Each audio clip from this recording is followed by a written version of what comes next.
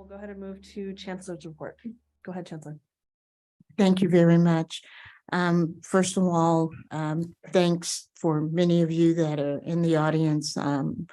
Like you, I share your concern regarding our transition from our old insurance plan to this new plans, and it hasn't been as smooth as we would like, unfortunately, not because of anything on anyone's part, but just because of processes and procedures of moving from one to the other. So I wanted to have the opportunity to have Dr. McKinley, who is the interim vice chancellor for human resources, to speak on what our processes are. And I believe he is online, and I think he has just a document that he wants to share that would also become part of the public documents for this meeting. So with that, and then we can entertain, there may be some questions that come from that presentation, which is why I wanted to do that before we had public comment, because I know there's been a number of you that have put in public comment to speak on this issue. So Vice Chancellor McKinley, if you're ready, we can get started. Okay. I am. Thank you very much, Dr. Jackson, and good evening, everyone. And as you can see, Sasha has put up the draft. When we've talked, I've met with the PRO leadership several times now and other members of PRO.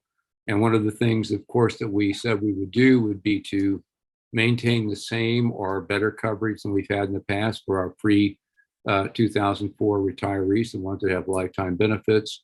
And one of those things we said we would do would be to develop a procedure for reimbursing folks to make them whole. And that's exactly what you see here. This is a draft procedure. And I'm not going to read the entire draft here, but basically it runs down how a retiree would file a claim for some type of procedure or other type of medical issue, prescription, or whatever it might be, and that was covered before, but is not currently covered in the new plan, so that we can make people whole. This outlines how to do that. And just in kind of a nutshell, folks would have 90 days to file a claim after they receive service. And of course, they'd have to provide their receipts and bills and any other relevant documents that's to support the claim. We would then have 60 days to adjudicate that claim, and should that it be denied. And I'd like to point out that all claims are going to stand on their own. Everything's not equal. So we will, each one of those claims will be scrutinized for its applicability to be reimbursed in excess of what the current plans offer. But then if there would be an appeal process, and that retirees would have 30 days to appeal any denials, and they would come to me, or whomever my successor is, to the Vice Chancellor of Human Resources for a final review and decision. We're going to be able to submit these claims 3 ways. We'll look at number 4 here. First of all, they can be mailed in the mail to the benefit office, and there, of course, is the address.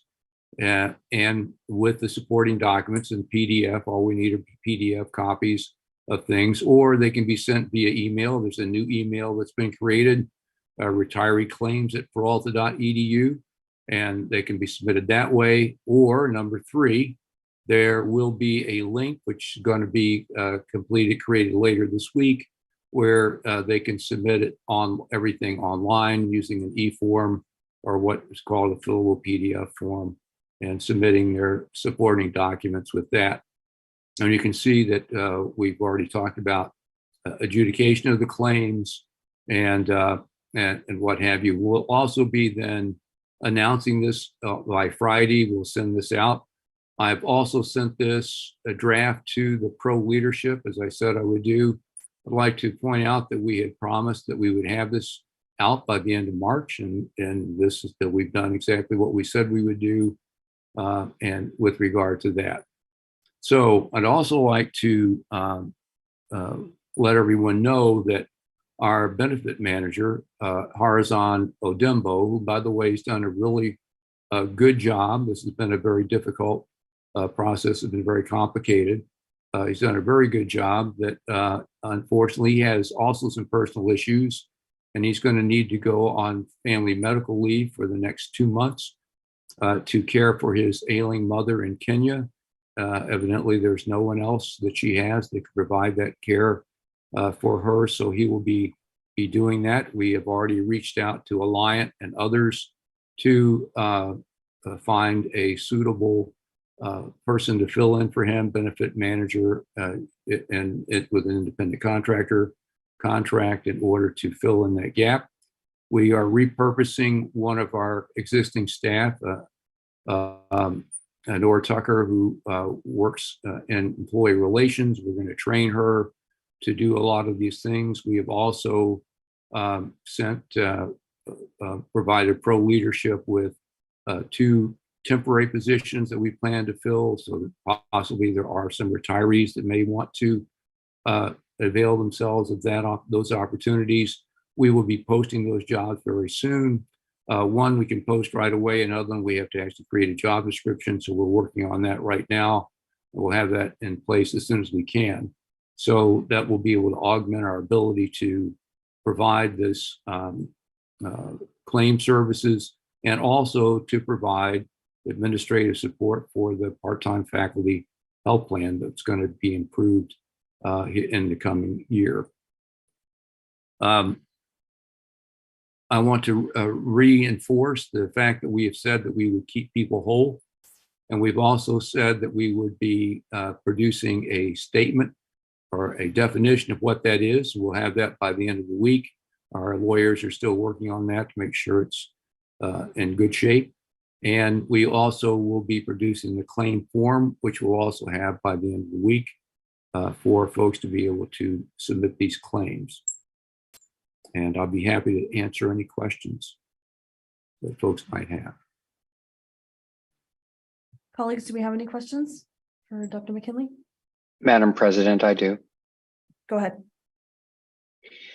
Thank you very much. And I realize your staff has been working incredibly hard on this, so kudos to your staff. I'm a little concerned about a couple provisions. The 90 days, I'm quite concerned about. Somebody undergoing a significant health challenge might not even get a bill to know what the bill was and what was covered and wasn't within a time frame. They might be dealing with health challenges that cover more than that 90 days. And so I would encourage you to go back and think about how you would deal with particularly an aging population that isn't quite as fast sometimes and is dealing with those problems, especially given the, anyway, you get where I'm going here. I think that window might be a little bit tight. And then the other thing is that just looking at it, I like that it's clear, et cetera, but I think there needs to be like an ombudsperson that's like really clear. Like, this is the person who we go to help sort things out, and not just like send in the piece of paper. So I know your staff has been super helpful, and I know there's the willingness. And as you consider staffing up, I think there's just a lot of hand-holding that needs happening in this process. So I look forward to hearing, from our retirees what they think of this process, and I'm really appreciative that you put this out and that you're working hard on it. And I know that it's a real struggle for some of our retirees. Thank you. You're welcome. Thank you. I appreciate your input. Any other questions, colleagues? Okay, hearing none. Chancellor, was there anything else you wanted to include in your report? I did have a couple of more things, and this really relates to the upcoming public comment.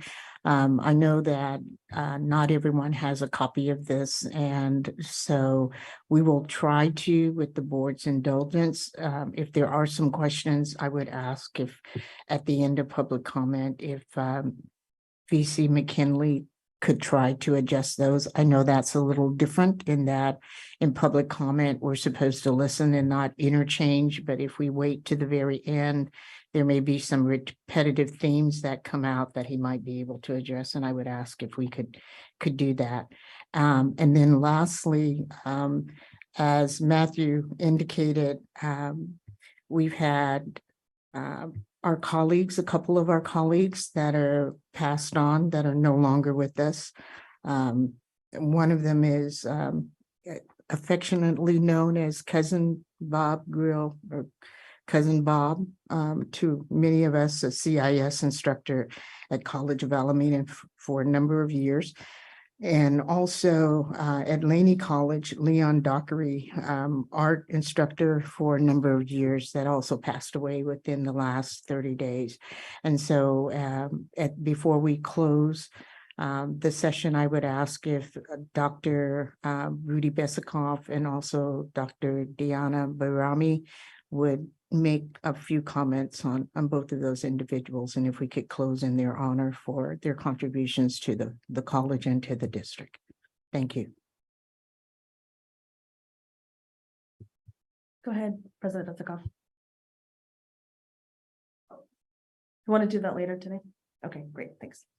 That Thank you, way we Chancellor. can get to public Okay. comment. And again, if the board would indulge us, if Dr. McKinley could address any concerns that come up that weren't quite clear in his presentation, that way we can take note of them, so people know that they're being heard. Health is not something I take lightly, given the issues that I myself have gone through. So just know that there's a sympathetic ear at the district office. Thank you. Thank you very much. And with that, let's go ahead and move to public comment.